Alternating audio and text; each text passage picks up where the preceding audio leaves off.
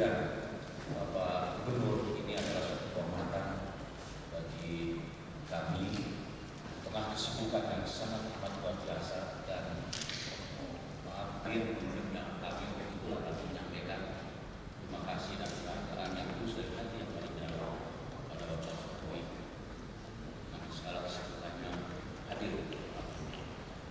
Yang kedua, permohonan maaf kami manakala di dalam terima kami kurang diteruskan menyampaikan bahwa atmosfer kondisi kehidupan dunia saat ini penuh dengan turbulensi global yang tidak menentu.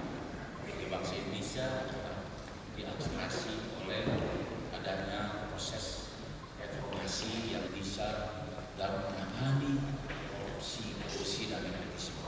Manakala ini hanya itu yang ditangani, maka korupsi nepotisme ini akan lebih besar dibanding dengan zamannya Orde Lama dan Orde Baru. Saat apa yang dilakukan depan agar pimpinan Bapak Jokowi ini lebih berhasil, karena membangun Jakarta adalah membangun bangsa Indonesia, karena hampir 60% lebih semua perputaran keuangan maupun moneter yang ada di Jakarta. Kalau ini kita tampilkan discussion kita adalah hanya mengatasi masalah pembangunan dan organisasi saja, tentu saja ini adalah bagian dari para pikiran besar.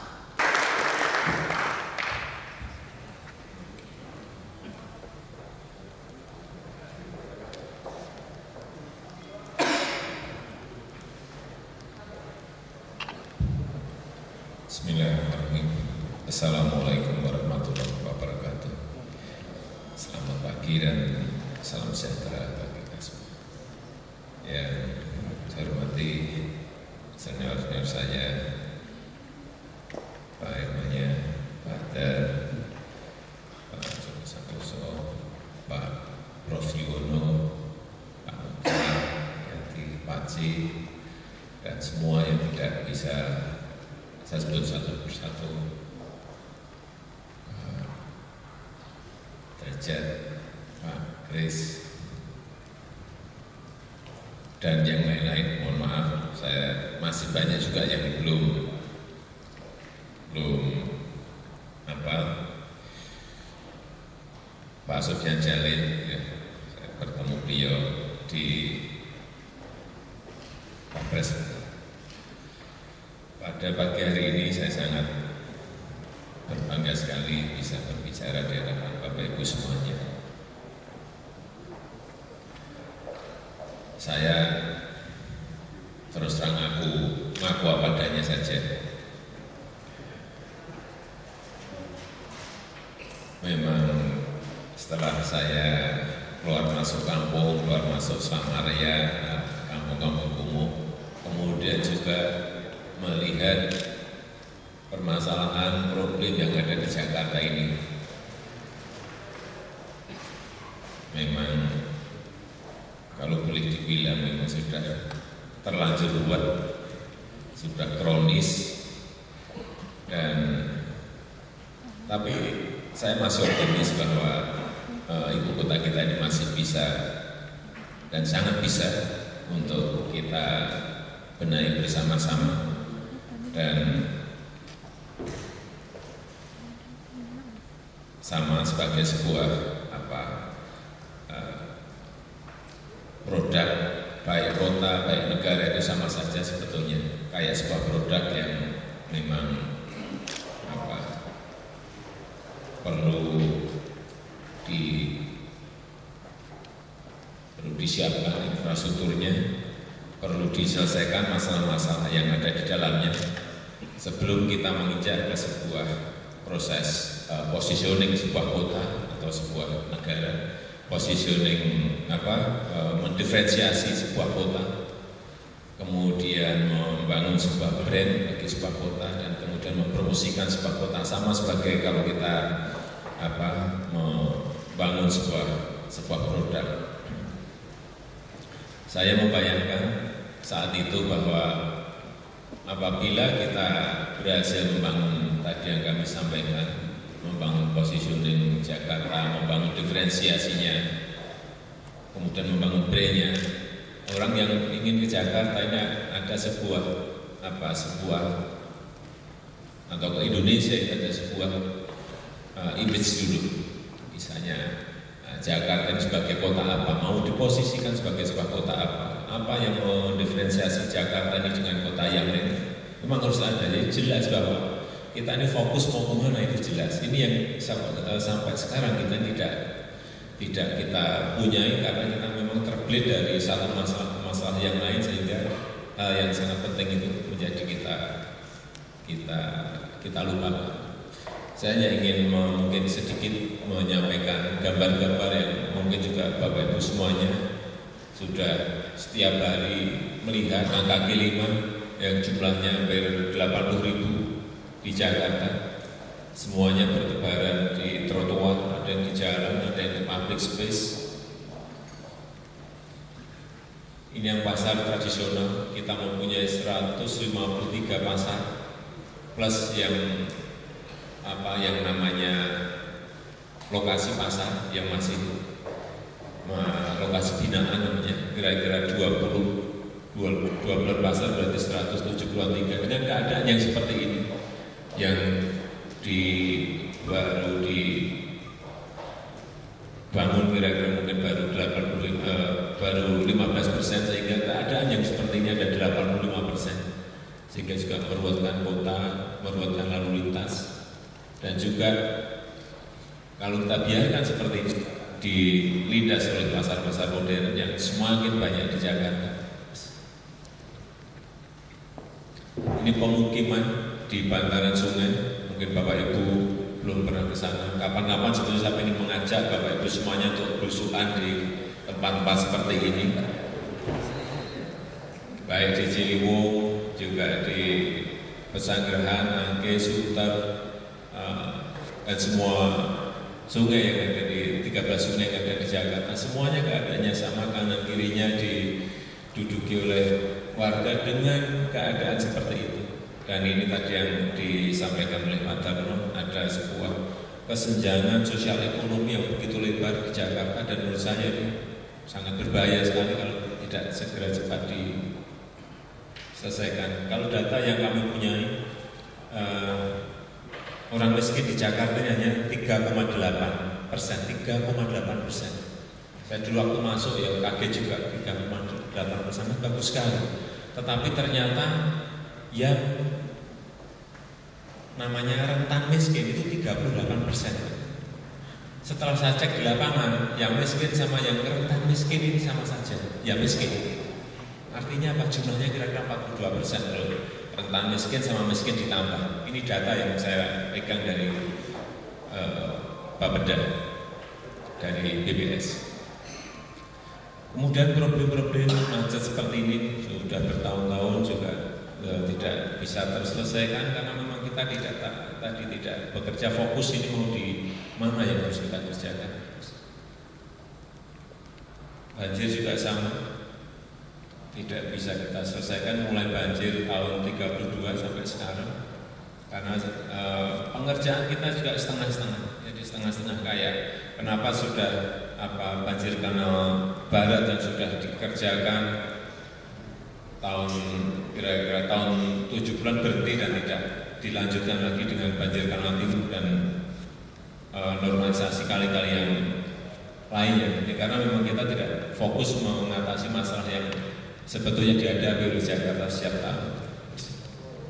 Dan kebetulan kemarin waktu saya baru 2,5 bulan sudah dihadiahi banjir ini, dan saya bersyukur karena setelah banjir itu saya menjadi tahu sebetulnya air di Jakarta ini ada di mana dan kenapa mesti kita banjir. Saya juga baru tahu yang namanya bendungan Katulampa, dan saya turun ke bawah, dan kita juga tahu yang namanya pintu air di Manggarai, di Cideng, di Karet, dan di tempat-tempat yang lain. Dan ternyata semua itu sudah ada semuanya, tinggal memang setiap tahun karena tidak pernah kita rawat, tidak pernah ada pengerukan atau penyedotan sedimen, menjadi kejadian-kejadian yang setiap tahun kita alami. Kalau misalnya kayak PKL tadi bisa kita selesaikan dengan, saya sudah mencoba, kami sudah mencoba satu tempat di Sunda Kelapa menata PKL tetapi dengan CSA, dan nyatanya juga sebetulnya mereka sudah bisa kita tata, tetapi kami belum berani melakukan lagi. Karena apa? Kalau policy ini dengan memberikan gerobak, memberikan tempat, memberikan SIUP dan TDP untuk PKL ini nanti dibaca bahwa ini memberikan kesempatan pada PKL untuk diberikan sebuah tempat dan diberikan gerobak dan lain-lain, mereka akan pulang membawa saudaranya 10 atau 20 dan akan menjadi banjir PKL lagi di Jakarta. Sehingga polisi ini masih kami hentikan. Karena apa? Kami ingin data itu komplit dulu. Dengan data itu kami akan kunci, kemudian zero growth, kemudian baru yang sudah ada ini akan kita tata dan kita benahi. Ini juga rusun yang dibangun oleh pemerintah, baik oleh Kemenpera, oleh Kementerian PU, oleh DKI Jakarta, dan mulai sekarang saya juga tidak ingin menyebut rusun karena kesannya kalau yang swasta nyebutnya apartemen, begitu yang bangun pemerintah namanya rusun. Saya ingin juga nyebut sekarang apartemen. Yang kita bangun akan saya sebut apartemen, dan akan saya mulai nanti mungkin bulan depan kayak di Marunda kan, kalau sudah selesai kita renovasi akan saya ganti dengan apartemen Marunda. Saya nggak mau rusun Marunda kesannya. Membangun brandnya memang kita ini keliru gitu, supaya swasta nanti ganti lagi apa? Ganti tower apa saya ikuti tower gitu juga. Ya, ini ada problem. Jadi di Jakarta ini kita temukan rusun-rusun ini semuanya mangkrak, semuanya sudah dibangun tetapi tidak ditempati. Sebagai contoh di Marunda saja itu ada 26 blok yang ditempati baru 7.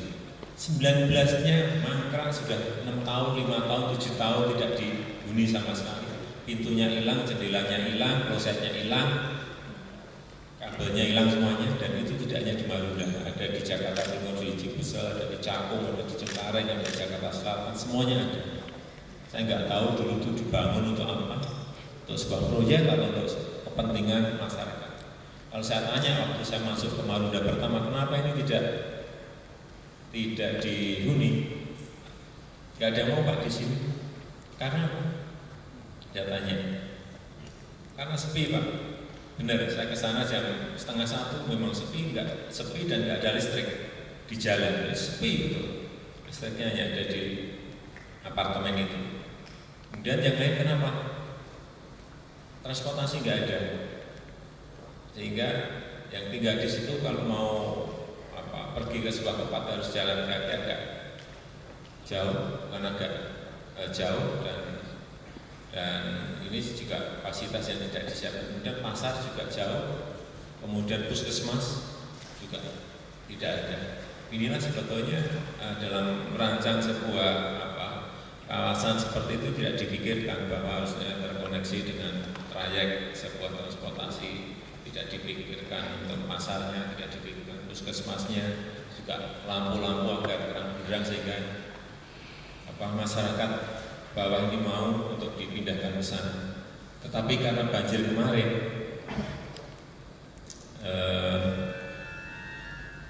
kita coba untuk promosi. Jadi kami bawa dari Marunda, dari Penjaringan, 2 bus dibawa Pak Wagub ke Marunda. Kemudian di sana sudah kita siapkan 1 kamar, kita pokoknya niru di pelopor. Dan niru Pak Ci sama Pak Mutariati. Kalau mau jualan itu mesti sudah ada isinya. Dicat bagus, ada isinya, ditunjuk-tunjukin sama konsumen. Oh iya saya pesan. Ini juga sama, kita siapin tempat tidur, diberi TV, udah mereka diajak ke sana. 2 bus itu semuanya tunjuk jari semuanya. Tidak ada yang tidak mau, semuanya mau. Kemudian ngomong dengan tetangga-tetangga, semuanya mau, dan ribuan yang ingin masuk ke sini, dan akhirnya penuh murah. selesaikan. Transportasi tadi, pasar tadi ini sudah bulan ini sudah akan kita selesaikan. Sehingga kalau ini ya kita niru cara-cara swasta ini semuanya akan penuh. Ratusan rusun yang ada di Jakarta ini yang sudah mangkrak, yang sudah 7 tahun, ada yang 5 tahun juga akan kita selesaikan dengan cara-cara itu. Dan kami juga mengucapkan terima kasih karena kemarin memang kita menyelesaikan itu tidak menggunakan APBD karena APBD-nya memang sampai saat ini belum bisa kita gunakan karena belum keluar dari Dewan. Dan kami juga terima kasih pada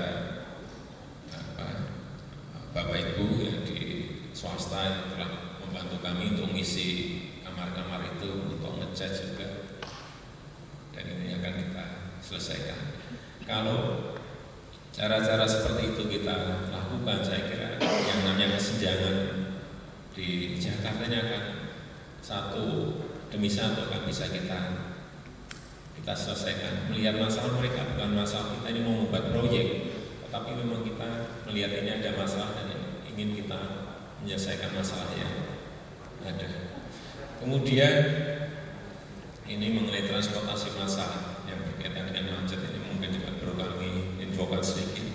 Di Jakarta monorail ini sudah kira-kira 14 tahun yang lalu. Ini sudah ada perencanaannya, ada blueprint-nya. Kemudian yang kedua MRT ini juga sudah 24 tahun yang lalu. Itu blueprint perencanaan sudah ada semuanya. Tapi sampai sekarang ini belum bisa kita mulai.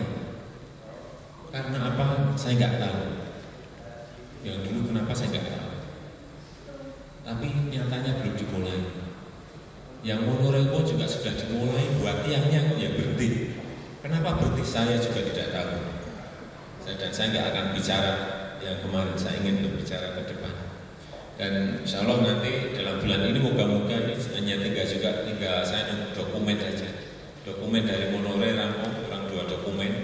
Dokumen dari MRT juga kurang 2 dokumen juga.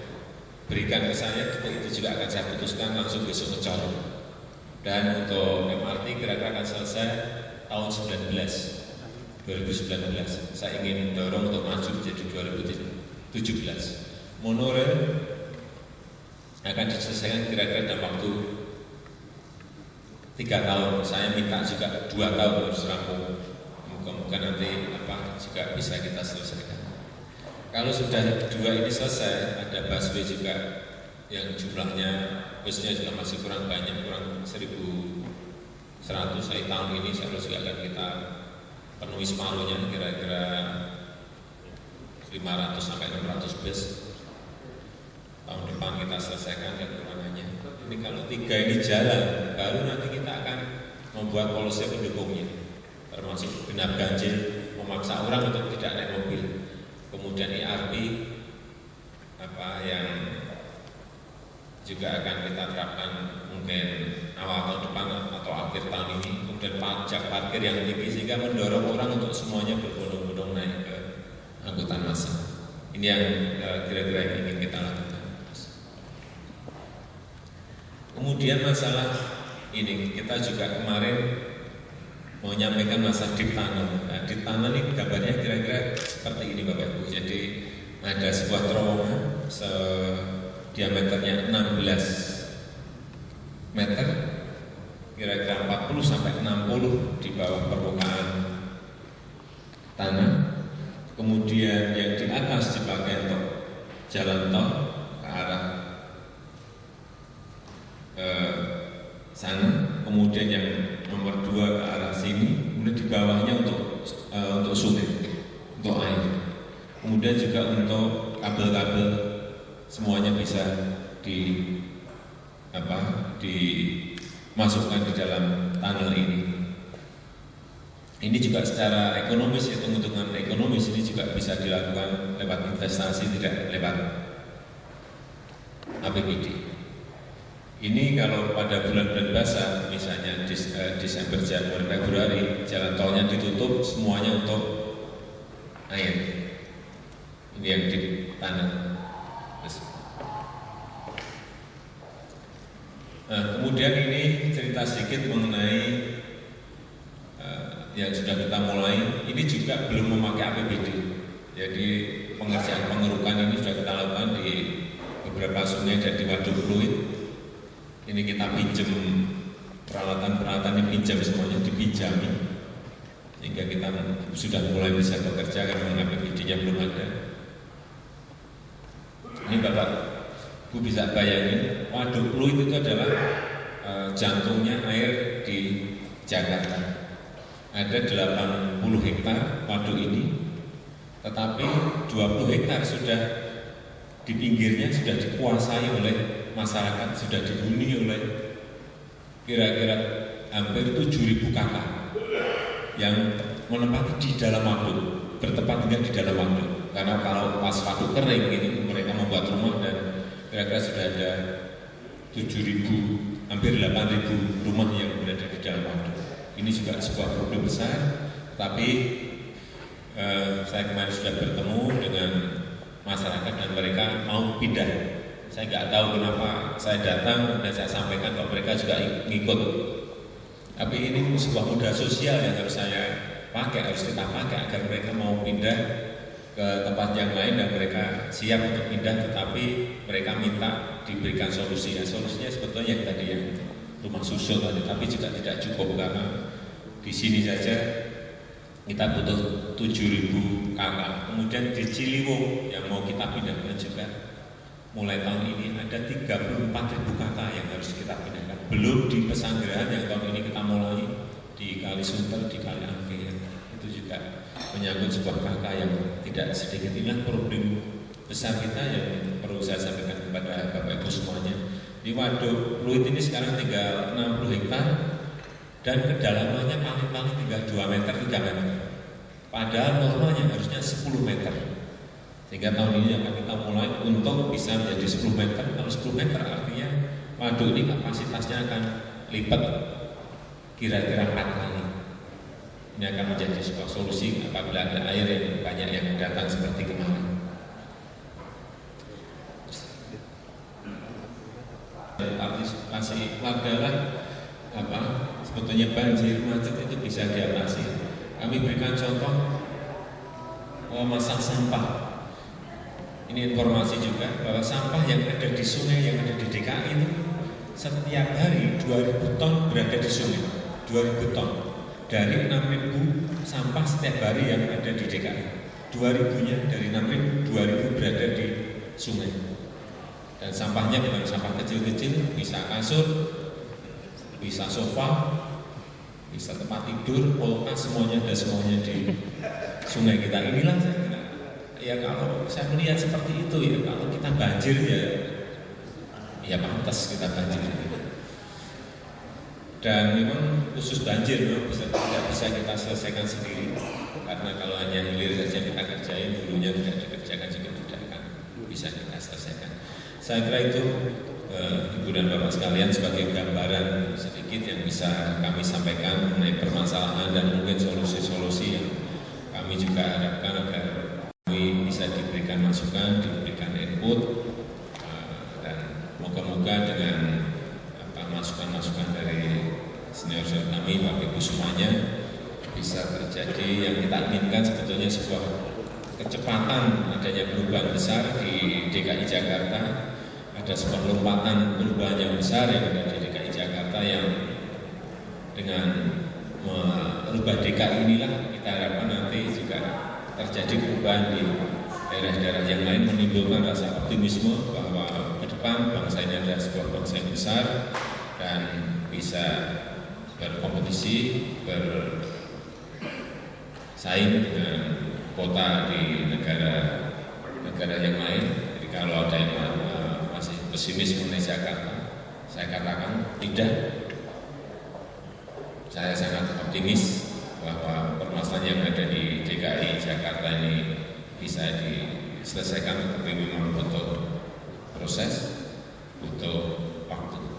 Saya kira itu Ibu dan Bapak sekalian yang bisa kami sampaikan. Terima kasih. Assalamualaikum warahmatullahi wabarakatuh.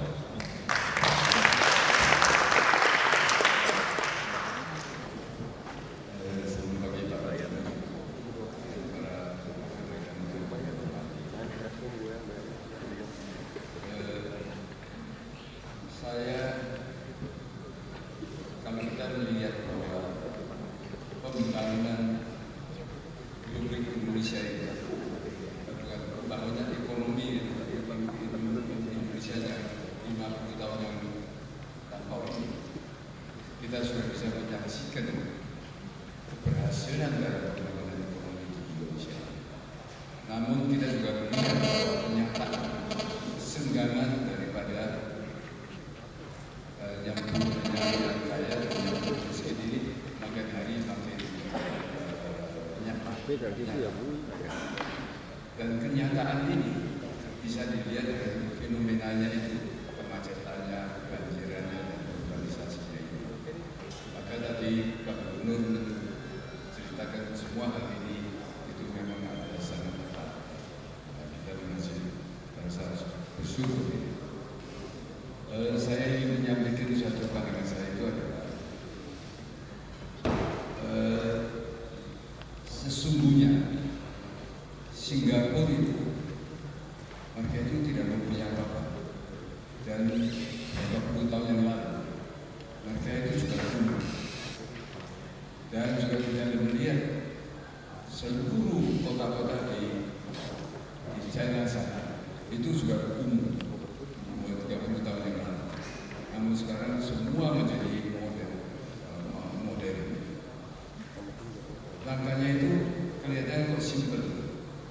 Mereka adalah pemerintah membuat satu rencana pembangunan kota. Jadi satu persatu, satu blok itu dibangun. Maka kalau itu satu blok yang sudah mau dibangun, penduduk itu semua harus dipindah, tapi ditampung dengan segala mereka. Dan blok itu baru ditender, dijual kepada pabrik. Maka harga tanah itu adalah sangat mahal. Seperti saya ambil contoh misalnya, waktu saya sebagai ketua MBA UI, saya sarankan Salemba itu mempunyai 10 hektar tanah, itu dibongkar secara semua dan dibawa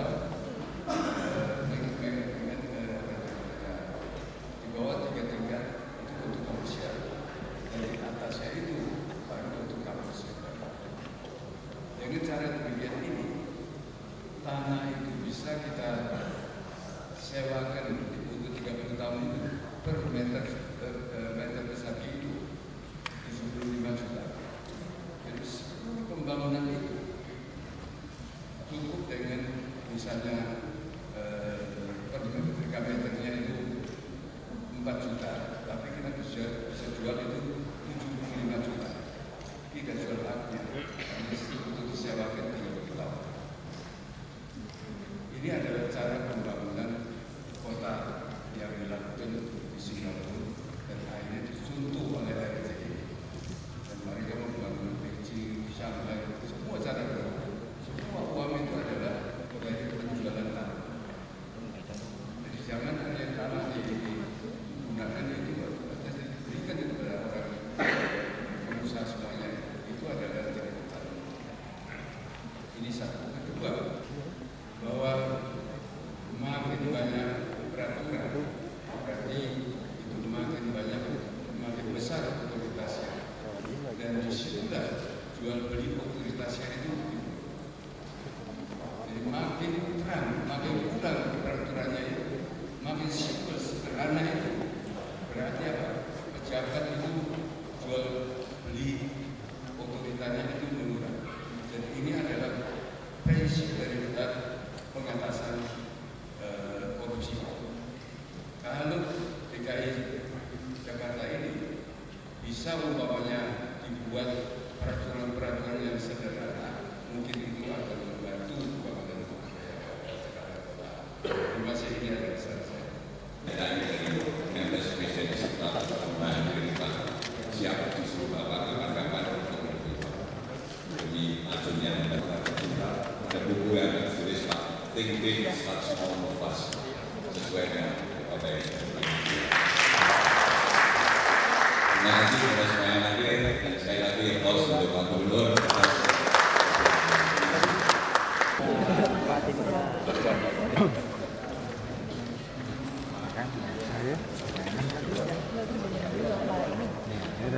almarhumnya.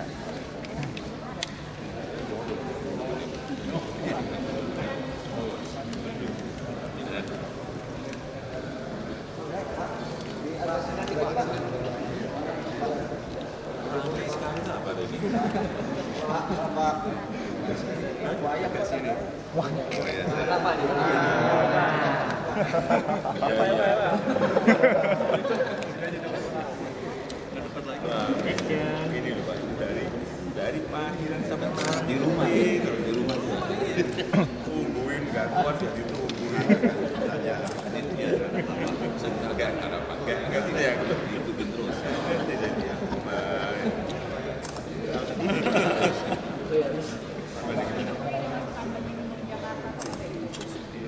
iya banyak sekali tadi yang kita cari bukan banyak sekali tapi paling juga ya setiap saat lah saya pengen otak saya dicas agar ada sesuatu yang saya tidak tahu sehingga saya sekarang jadi tahu dan ini tadi banyak sekali sesuatu yang baru yang buat saya sangat beriksa untuk mendukung kebijakan ke depan dan saya juga berterima kasih senior yang memberikan dukungan sehingga memberikan rasa optimisme pada kita semuanya bahwa memang Jakarta bisa dirubah, bisa dibangun dengan cara-cara yang profesional sehingga perubahan itu kita harapkan secepatnya bisa dilihat. Tapi sekali kita bisa sampaikan bahwa memang APBD-nya belum nongol gitu. Sampai detik ini, tapi siang ini sudah nongol. Yang diharapkan dari private sektor, yang diharapkan dari private sektor untuk membantu program-program. Iya, ya selama ini yang kita kerjakan baik garap-garap waduk di sungai ngeruk-ngeruk yang kegiatan-kegiatan kita memang dari terus terang dari jasa dari swasta. Banjir kemarin semuanya dari swasta. Anggaran kan akan cair siang ini Pak, apa yang akan diputuskan? Apakah masalah banjir dan lain-lain ini? Iya langsung yang berkaitan dengan banjir langsung cepat ambil langsung kebut aja. Yang berkaitan dengan itu dan yang berkaitan macet dan banjir langsung nanti saya perintahkan cepat dikeluarkan dan langsung bisa dikerjakan. Ya tapi tentu saja harus lewat lah. Kalau insentif Pak, untuk para pengusaha private sektor bisa mengembangkan dan membantu, ada insentif khusus nggak dari pihak sektor? Ya insentifnya seperti yang misalnya kayak tower ya mungkin insentif KLB-nya ya kan mungkin ya masuk kalau ada yang barang-barang yang impor misalnya kira-kira hanya itu tidak ada yang lain. Kira-kira timetable-nya kapan Pak bisa Pak direalisasikan untuk yang mana? Ya pembangunan dari semua itu Pak. Yang mana? Perencanaan tadi penanggulangan banjir itu tadi sendiri Pak ya. Pada itu tadi saya sampaikan begitu ini siang ini ya kan sampai budgetnya langsung bisa dikeluarkan langsung. Tapi sekali lagi tetap pakai lelang tetap tender tetap. Pak ada Iya. Apalagi beliau-beliau harus masyarakat harus tahu bahwa ini ada sebuah presiden executive club adalah pemikir-pemikir dan pelaku-pelaku di pelaku-pelaku besar di Jakarta, pemikir-pemikir besar yang ada di Jakarta. Kalau memberikan masukan kepada kami, tentu saya pemikiran-pemikiran yang visioner ke depan, tidak hanya pemikiran sehari dua hari. Pak Joko. Ya nanti kalau yang bantuan nggak tahu, kemarin bantuan cepat. Yang ini bantu cepat-cepatan kita buka tangan. Ya nanti kan baru siang ini nanti kan. Kalau PPD udah kedok, langsung udah jadi langsung buat order, bisa dibuka di web nanti. Pak mengenai Pak kemarin ada kejadian di Ciracas rampokan segitu berapa gitu. Nah makanya dari pemerintah provinsi DKI bagaimana untuk mengamankan warga Jakarta lebih aman dari perampokan itu. Itu urusannya adalah aparat kepolisian, jangan overlanding. Tetapi kami sekarang ini kayak satpol, bantuannya masih satpol. Ada perintahkan agar ditempatkan di tempat-tempat yang rawan seperti kemarin di banjir Kanal Timur. Ada perintah jaga 24 jam di terminal-terminal juga tempatkan satpol yang untuk siap di situ. Yang mau. Tapi masalah keamanan masih menjadi kewenangan dari Jadi Pak, ada wacana gaji gubernur akan dinaikkan, tapi tunjangannya akan dihilangkan. Kalau akan Pak Jokowi apa gaji dihilangkan pun juga nggak apa. Kita jangan dipikir rumit-rumit, mau gaji aja tunjangan hilang nggak apa-apa, atau gaji dihilangin tunjangan yang di muncul hanya tunjangan aja nggak, gaji dan tunjangan dihilangkan juga nggak pernah mikir kita.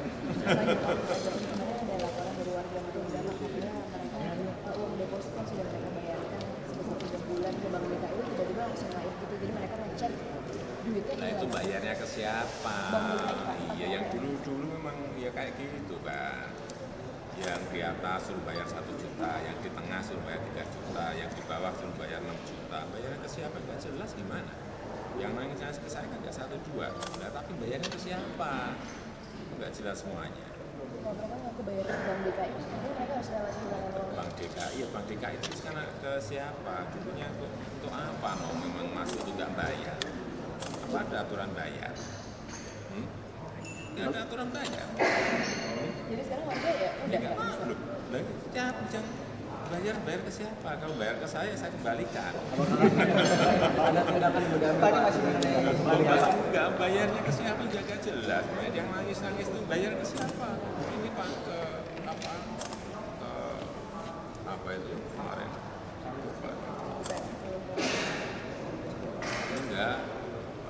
Lalu pola pengawasannya nanti seperti apa? Apanya? Pola pengawasannya.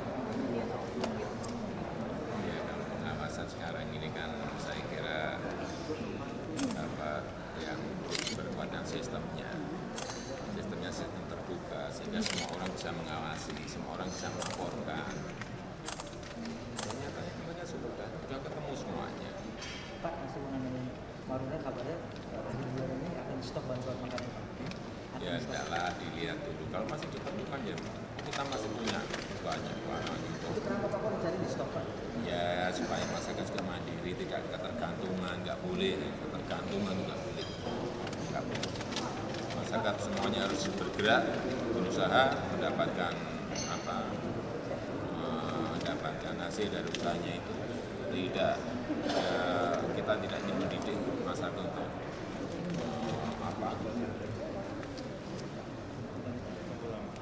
Jadi belum tentu ada bulannya dan stop Pak ya? Belum tentu kalau dapur masih gitu ya kita lihat lah. Beras buahnya mau minta berapa ratus ton ada. Fasilitas lain Pak yang diberikan untuk daerah supaya bisa mandiri lagi? Ya pokoknya yang untuk yang ini, untuk yang masuk yang baru itu tetap kita usahakan pakai fasilitas seperti yang kemarin lah. Apa? Tempat tidur, apa kemarin? TV. Kalau Pak Jokowi, Bapak kalau kemarin rencana Dinas Tenaga Kerja yang katanya Pemprov akan bekerja sama dengan Dinas Tenaga Kerja mendata mereka yang bekerja pekerjaan itu jalan. Mulai nanti lewat lurah juga mulai karena kita ingin database penting sekali. Database penting sekali untuk membuat sebuah policy penting sekali. Oke, makasih teman-teman ya. Silakan bangun ya.